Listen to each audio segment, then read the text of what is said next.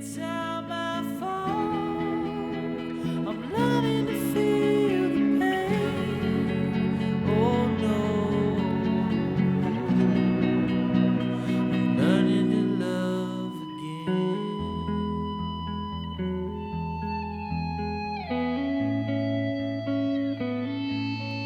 My name is Justin. I kind of edit SonicScoop. I used to write a lot for SonicScoop, and now I mostly try to help other people write for SonicScoop. Thanks for coming out to MixCon. First, let's give a round of applause. We're very excited for Mr. Kevin Killen. We'll be doing the next one.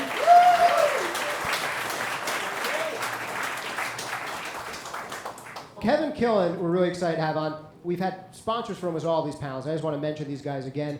Universal Audio is the featured sponsor on the Kevin Killen panel. They make it possible for us to do the free tickets. Otherwise, we'd have to charge. We're really happy that they allow us to do this for free.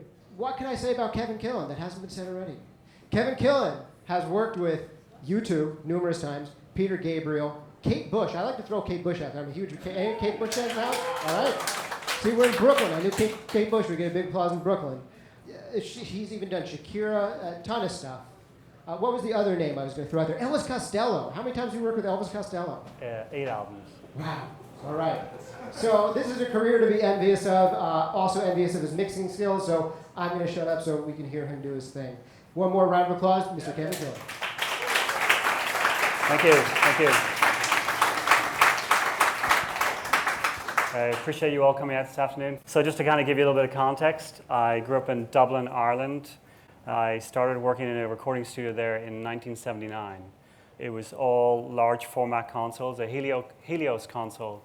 So we had no automation on the console. So my basic engineering and mixing skills were honed by initially doing jingles in the early part of our day, album sessions in the afternoon, and then on the midnight graveyard shift, it was all young bands who wanted to do demos to get signed by labels out of the UK because U2 had just gotten signed, and Thin Lizzy were a big artist out of Ireland, and as was Van Morrison and Boomtown Rats. So everybody wanted to get a deal, everybody wanted to make a demo. I spent 5.5 years working in Dublin, 1.5 years at that studio. It was called Lombard Sound. Then I went to the more prestigious studio at the time called Windmill Lane, where U2 did all their recordings up to that point. I coincidentally had grown up on the same street as Larry Mullen, the drummer from U2. So when he had heard that I was working at the studio, he graciously invited me on the War album as a junior engineer assistant. Anybody who's ever worked in the studio will know that that person is first in for the session and last out.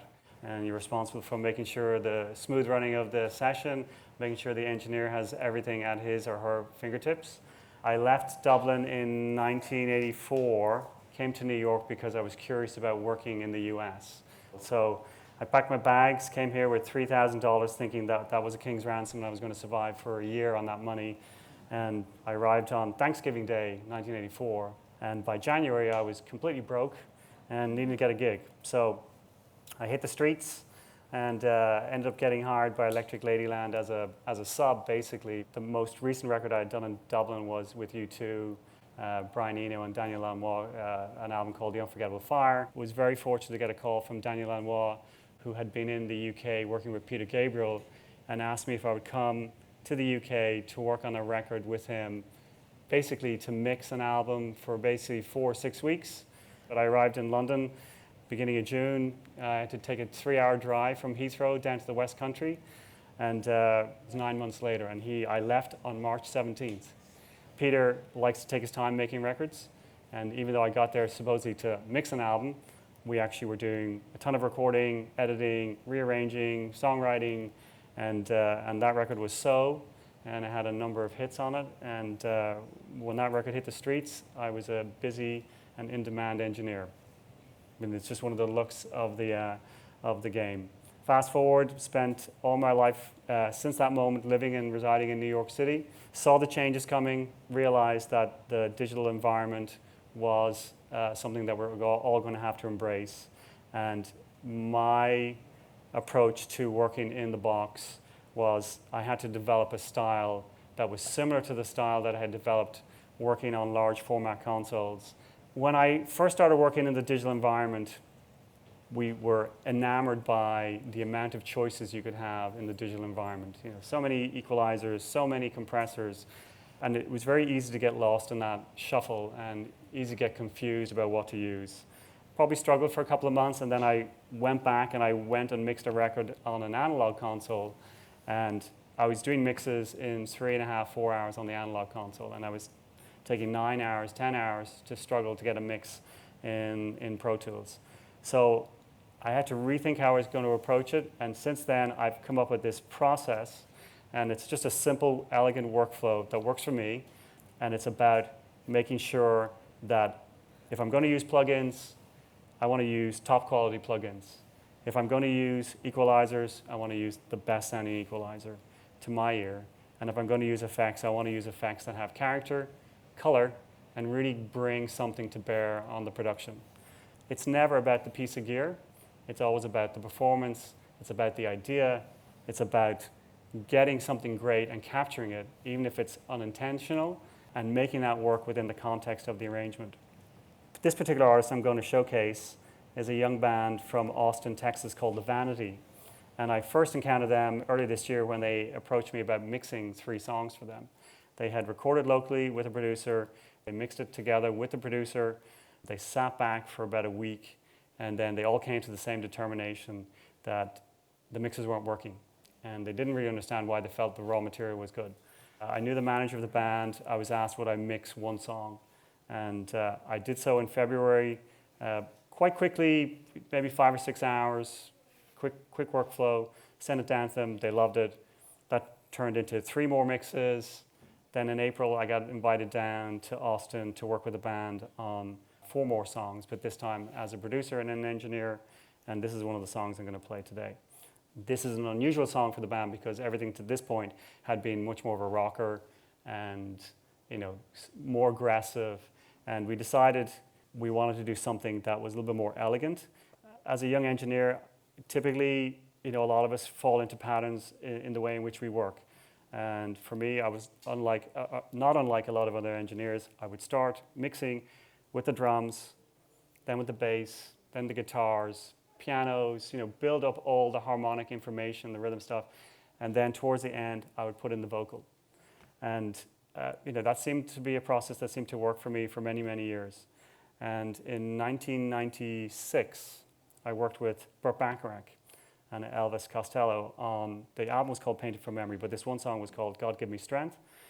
Burt Bacharach came in with completely orchestrated arrangements for every song, every note detailed in advance. And as we went through the tracking and overdubs, vocals, background vocal parts, horns, strings, he would remove a part of his arrangement. And he kept just distilling it, just cutting parts of the arrangement away. And there'd be some most beautiful parts that he would just cut away. And when we got to mix, he said to me, let's start with the vocal. I was like, okay, let's start with the vocal. Okay, let's bring in the piano. We brought in the piano. And then we built the arrangement around the vocal and the piano. And a lot of the artists I've worked with are very vocal intensive. And it was like, duh, why didn't I think of that? This is really so obvious. Start with the vocal. So the focus of the song was about the story. And everything else was about supporting that story. Whether it was a part, a sound, the illusion you're trying to create, all those aspects were centered around making sure the vocal was present. And that doesn't necessarily mean incredibly loud. It just means that as a listener, you're being transported by that story, whatever the artist is trying to convey. So I got through the whole process with Burt, and I asked him, I said, so you come in with these full arrangements, and then you spend the whole time just chipping away at them. What are you thinking? And he said, well, I'm trying to distill it down into the perfect arrangement I heard in my head, but didn't have the courage to write. And I thought, well, that's a pretty brave thing. He was willing to remove things and just pare it down to the complete essence of what the music and song should be about. It was a very formative moment for me. At that moment, I'd been working in the studio for 17 years. And most times when you're in the studio, you tend to layer up and add more things and try and cram as many things in. And here was somebody who was coming in with a beautifully orchestrated arrangement, and then he was taking it away and really distilling it down to its essence. So from that point forward, I've always started a mix with the vocal. I do this religiously every day I'm in a mix session. Always start with the vocal, get a sound on the vocal, even if it's just a basic perspective, whether it's a reverb or a delay, but I start with the voice. And then I add in the next main instrument. So in this particular song, the singer Alex Duggan and the guitar player Mick, they wrote it on guitar, acoustic guitar. I'm going to just start with the voice and the guitar. Just the basic raw performance that they did. I'll play maybe a bit of verse and chorus. I'm going to turn off the effects just for now, so we can just kind of hear the basic thing.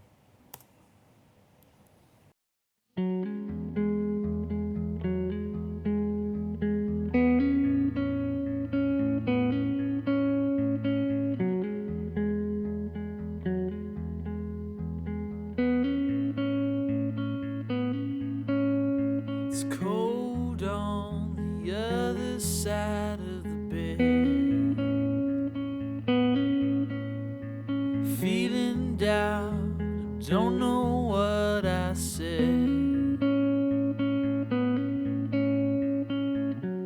And you scare the shit out of me when you talk like that.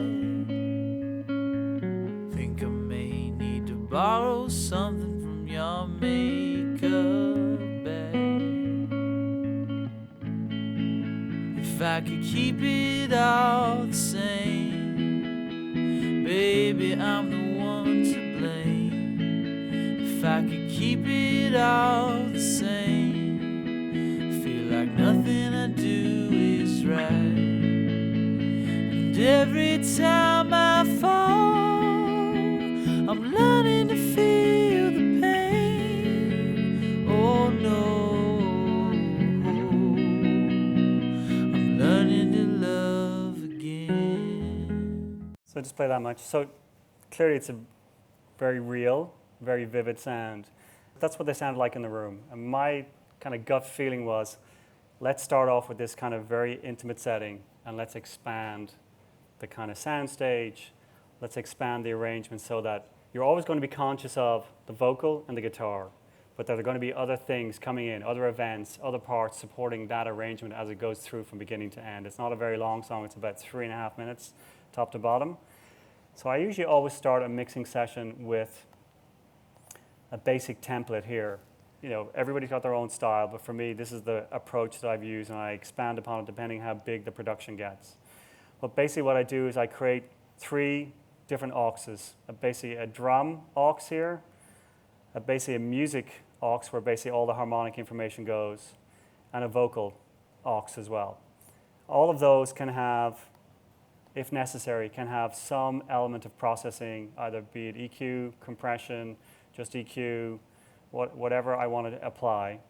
And then through the buses, they all get bussed down to one final destination here, which is this final aux, where I put my final bit of processing, be it compression or any kind of saturation. And then I'm listening to the whole thing through this stereo track. So if I play, It's cold on if I mute this, the I shouldn't hear anything. So I go through everything, I bust everything out through these particular designated auxiliaries, don't know. and that becomes my 2-track print. And the reason I do that is when you're working for either independent labels or major labels, at the end of the day, you still have to do multiple prints. So typically when I deliver a mix, there is a master with the lead vocal up, lead vocal down, a TV track, which is everything minus the lead vocal, an instrumental track, then a lead vocal stem, and then a background vocal stem. And that's a deliverable requirement that you're contracted to deliver at the end. And so when I create a session and I have all my mixes down here playlisted, this is perfectly time-stamped to the multi-track. So if ever in the future I need to go back in and change something, I can quickly go back in. It's perfectly aligned, and it makes it easy to make any quick changes afterwards. The other part of the logic behind this approach is that I try not to use a lot of processing. And so part of that rationale was creating these auxes with really high-quality plugins so that on the other side here, I wouldn't have so many plugins, channel strips. There's a few things going on. Mostly they're just little filtering, but generally all the processing is occurring down here through these auxes. So basically the majority of the mix is maybe 8 or 10 plugins. Now, obviously I can expand upon that as I go through a project, but that's how I start out. It helps me keeps me focused, and it keeps me kind of in the song as long as possible without getting lost in the myriad of choices that are out there. And they're great choices. A lot of these companies make wonderful products, but at the end of the day, it's kind of finding symmetry with the products that speak to you, just like music speaks to you. And it's the same for an engineer when you're talking about gear. So to go back to the song. So we start out with the vocal. So usually the first thing is, okay, what does it need? Does it need EQ? Does it need processing? What can I do to make this thing speak a little bit more in the track? So solo up the vocal. It's cold on Let's see, maybe we'll just try a little bit of reverb. So I just have UAD. Feeling doubt, don't know what I said. That's a little plate. It's the 250. And you scare the shit out of me when you talk like that. So it's just trying to create a little sense of space around the voice and also the illusion. And one of the issues that you always encounter when making music is, if you walk out to any venue and you hear a performer, your brain is calculating sound from multiple sources simultaneously. You're hearing it from the stage, you're hearing it from the PA, you're hearing it from the walls, you're hearing it from the ceiling, you're hearing it from multiple directions. When we listen to music off a stereo, it's two single points coming at you. And there's always that slight disconnect. You know that this is somewhat artificial. So part of the thing that I try to embrace is, do I make it more artificial, or do I try and make it like an interesting sound stage that captivates people? And so sometimes it's a combination of both, and sometimes it's one or the other. In this instance, I was trying to make it a little bit of both to try and give a sense of a young band who are going to expand into doing a ballad, and I wanted to give it a little bit more appropriate sense of time and space. So I got that up, got the guitar up. It's cold on the other side of the bed. So with the guitar, I'm using two effects. I've got, I think on the amp, on one of the amps, I use a little bit of tremolo just to give a little slight movement.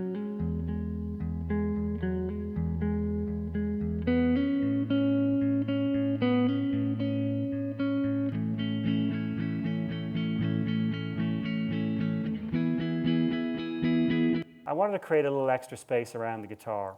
So I wasn't sure these plugins were going to open up here when we came, so I also printed the effect. So I thought maybe it would be nice if the guitar had a little kind of halo around it just every now and again. And so I programmed in at certain moments in the chorus to get a little kind of extra atmosphere around the guitar. So I'm just going to play just before the chorus.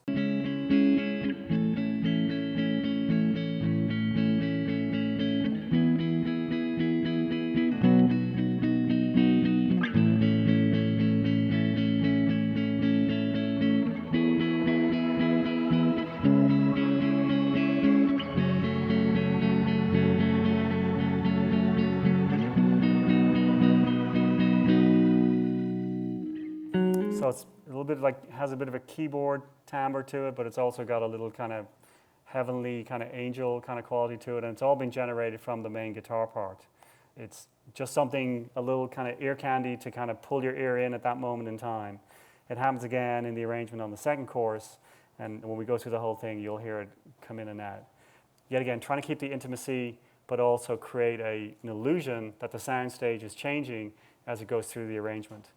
And one of the things about working with ballads is you want to make sure that every sound you use has impact and has the ability to capture your attention without distracting you, but also brings musicality to bear on the arrangement. Yet again, I haven't done any processing on the buses yet. I'm just starting out with guitar and voice. So we got through that portion, and then we thought, okay, what's going to be next?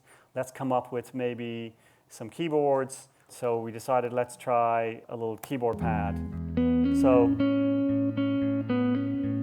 added this little pad sound here. Not dissimilar to the guitar in the fact that the register it sits in, but it's, yet again, it's drawing you out and it's providing a little context for which the guitar can sit in.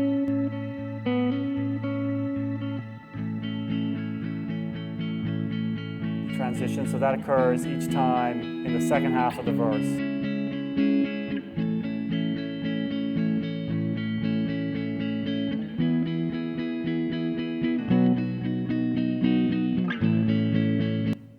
was like, okay, well, I know they wrote the song on acoustic guitar, so I want to get something that's going to be a little bit more acoustic in nature, but it can also be perhaps a little affected sounding. So I have an acoustic guitar. Here it is.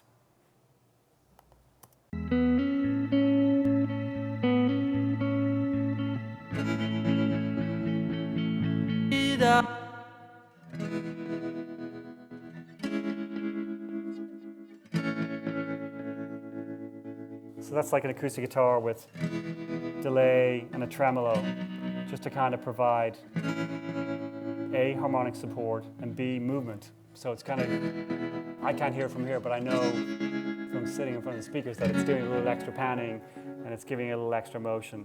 So when you put that together with the other two elements, you get a little bit more of something like this.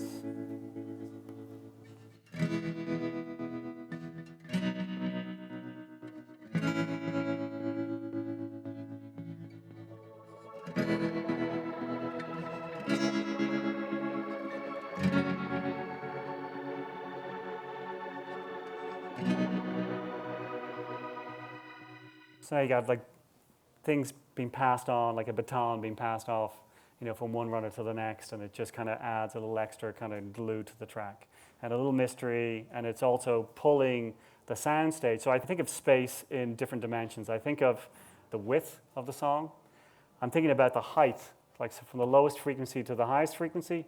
And then I'm thinking about that dimension from the front of the speaker to some distance behind the back of that back baffle of that speaker, somehow creating that depth of field that I can somehow create this sense of largeness or immediacy or somewhere in between.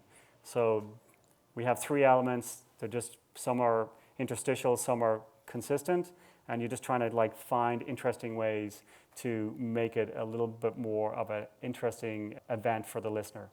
So I had a discussion with Alex, and I said, I think this is one of these songs where, we can start out with an intimate setting on the vocal, and then I think we can do something a little bit more interesting. We can do something that's maybe a little bit more modern sounding and not contrived, but just something that kind of clearly affected and that can just add another lift to the arrangement when it comes in. So we go to the second verse.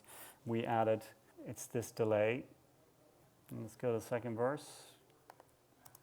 Honestly, honesty is a death trap. Put automation on the vocal. Honestly, honesty is a death trap. Modestly, I don't mind 'cause you're worth that. And then a little extra space here. And you scare the shit out of me when you run like that. And then the drive is the thing that gives it the Think color. I may need to borrow something from your makeup bag. So go back to the first verse, and it's just very simple. It's just reverb. It's cold on the other side of the bed. Feeling doubt, don't know what I said. Now quickly go to the second verse. And you scare the shit out of me when you run like that. So now the context Think in which I he may resides is need to different. And borrow so something from it's your creating a different illusion, a makeup different bag. context. And I think that kind of is an interesting approach to how If I could keep it. the arc of his performance changes over a period of the song. So probably through the arrangement, I probably changed the delay time so that with each successive part of the arrangement, maybe it goes from a quarter note to an eighth note or a 16th note to a dotted eighth note. So yet again, the sense of space in which the singer sits in is altering so that you go, wow, what's going on there? It's like it just pulls you in with each changing event. So we had guitar, we had vocal, we had a little bit of atmosphere, both keyboards and something generated from the guitar. And I was like, okay, well maybe let's program some drums. Like let's just mess around. And we just pulled up some little drum machine and said, what can we do here that's going to be kind of cool and just add another dimension to this thing. So we started out by just chopping up something that the drummer played initially, and we made it into a loop. And they just processed. Honestly, Yep. honesty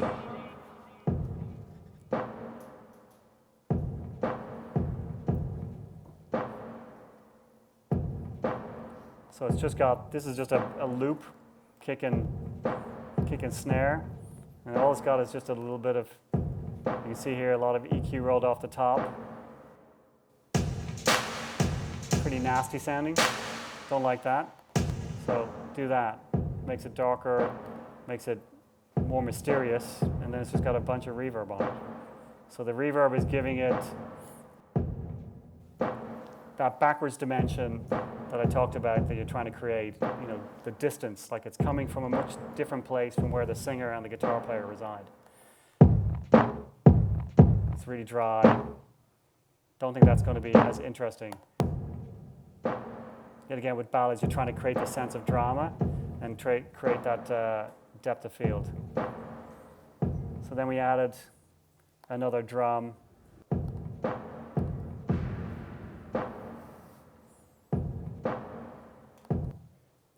So this other drum here called Impact.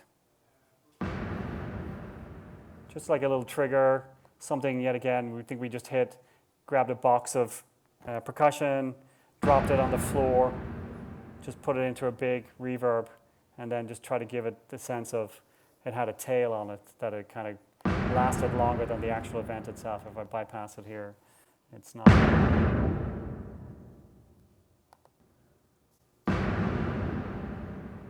And in context, that felt like a better place. We also had a thing called a door slam, which just sounds like it's very quiet. But it's just been edited down into a tiny little tone. So let's put that in context. And every time I fall, I'm learning to feel the pain. Oh no, I'm learning to love again.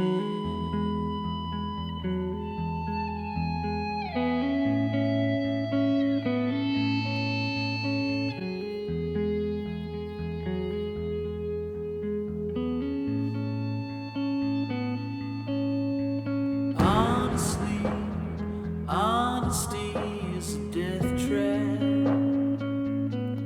So we take them out.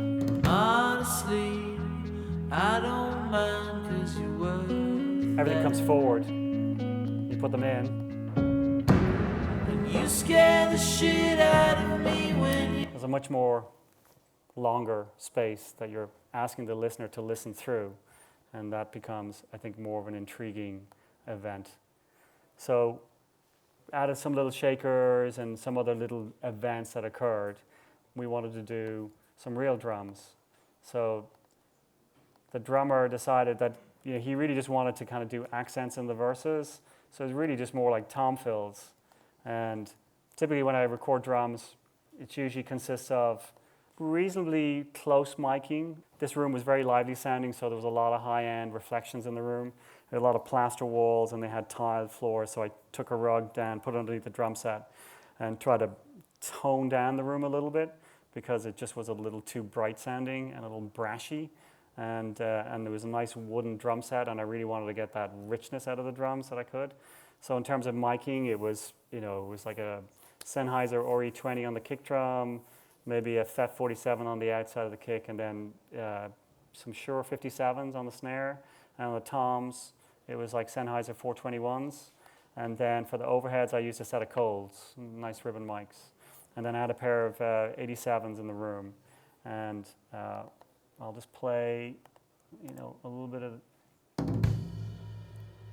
So he's just doing little tom events here. But I would go down to where he does actually come in and play full pattern at the end.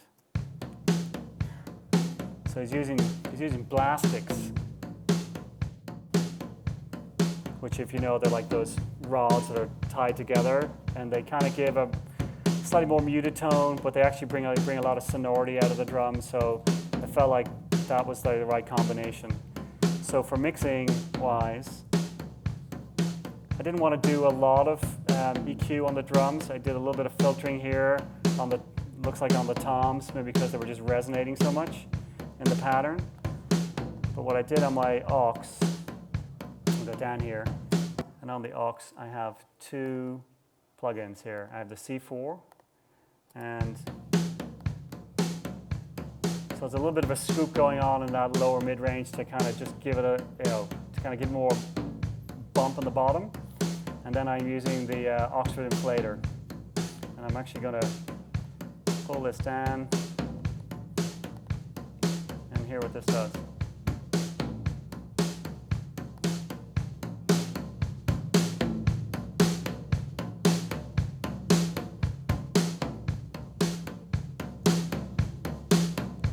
Hear how the tone changes as you bring up the curve. So below 0, it tends to get a little darker, and above 0, it tends to get a little brighter. And then you can vary the amount of effect.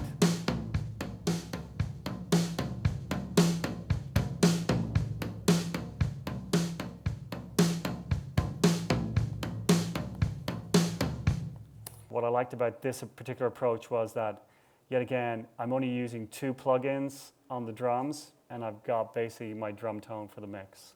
So it's a slightly more elegant way of getting an immediate result with minimum amount of additional artifacts being put on each element. And a lot of times, you can go back and of course you can go and say on the kick drum you can add an EQ or an individual compressor, but it doesn't necessarily make it better. It's just, it's just another choice, another option. And one of the things I find about mixing when I'm trying to keep a workflow is try and keep the workflow going and not get sidetracked by the myriad of options. So this approach allows me to do that in a more elegant way. Similarly with the lead vocal, on my vocal sub here, I had a Pultec.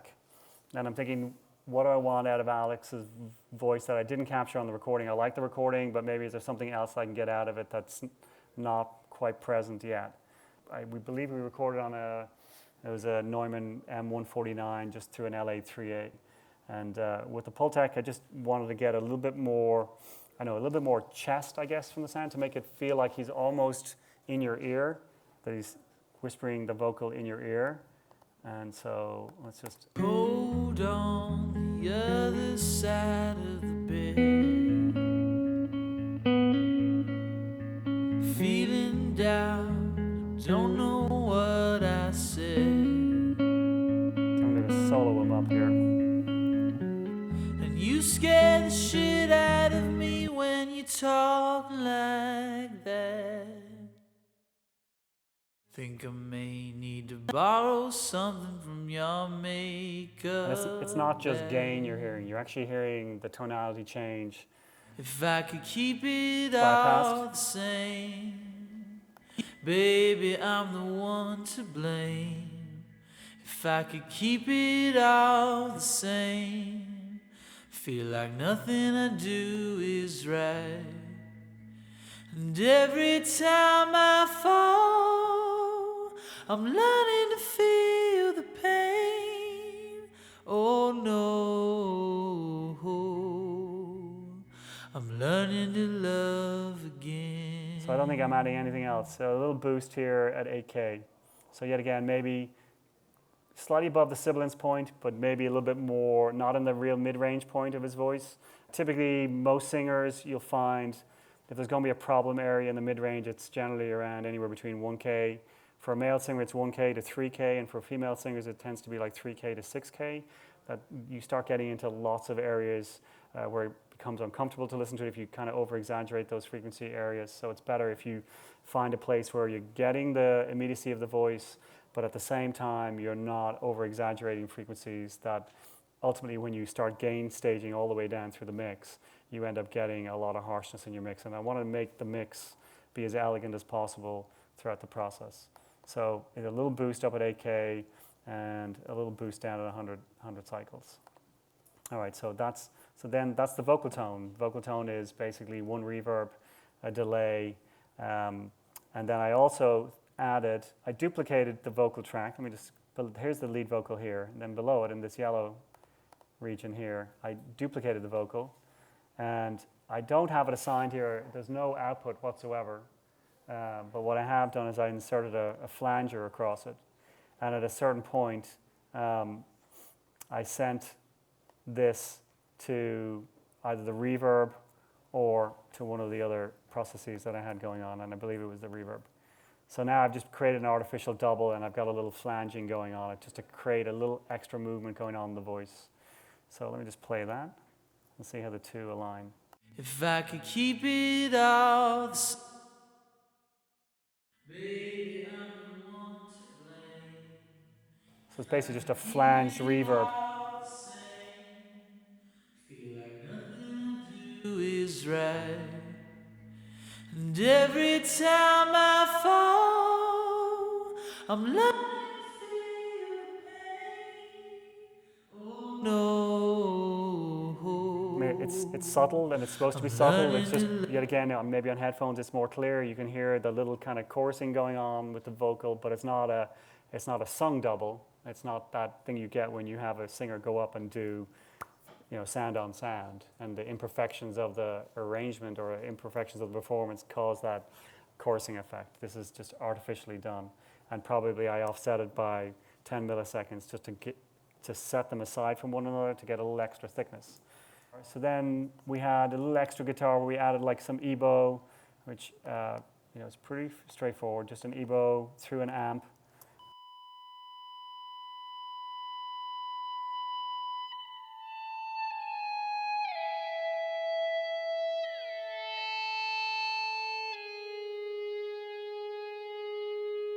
I wanted the sound to be kind of plaintive. So a lot of times with EBO, you get unintended harmonics, and sometimes they're fantastic. But this I wanted to be really clear and almost like sine wavy, because I wanted it to kind of just almost like pierce you a little bit, just that real direct pinpoint of sound coming at you.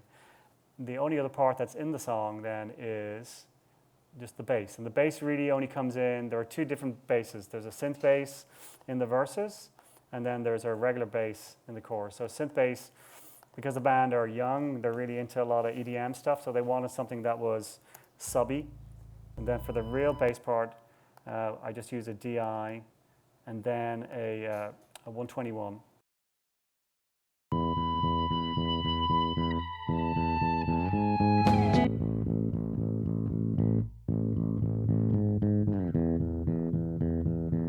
Because I was thinking it'd be nice if the song had a kind of slight quirky bass sound. So I was thinking of something from the 80s that was very common at the time with flange bass.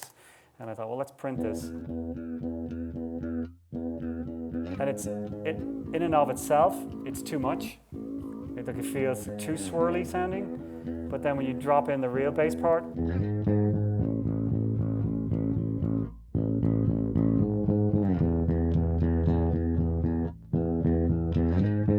it feels somewhat appropriate. Lastly, singer Alex always hated background vocal parts, so I really insisted that we do a background vocal part. And the compromise was that we'd only do it in one spot in the second verse. And when I play the whole arrangement down, it just comes in at one little moment, and it's pretty effective. It's a three-part harmony, and I had to really twist his arm to get him to do it. And once he heard it, he was really happy with it.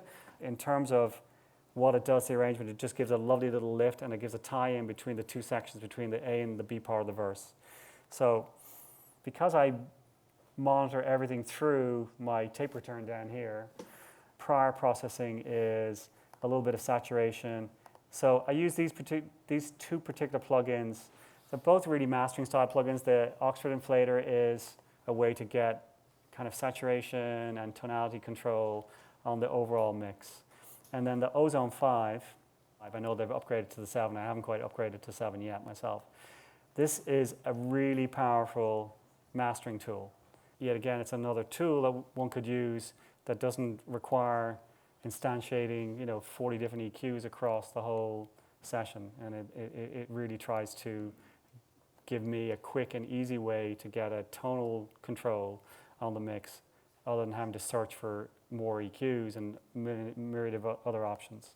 So the whole arrangement is guitar, vocal, these little events coming in, the little keyboard pads, the little EBO here.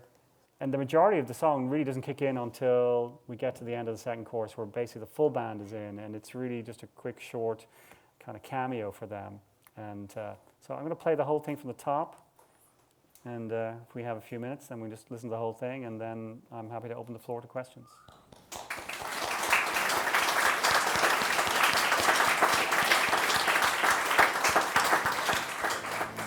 Thank you, Kevin. Thank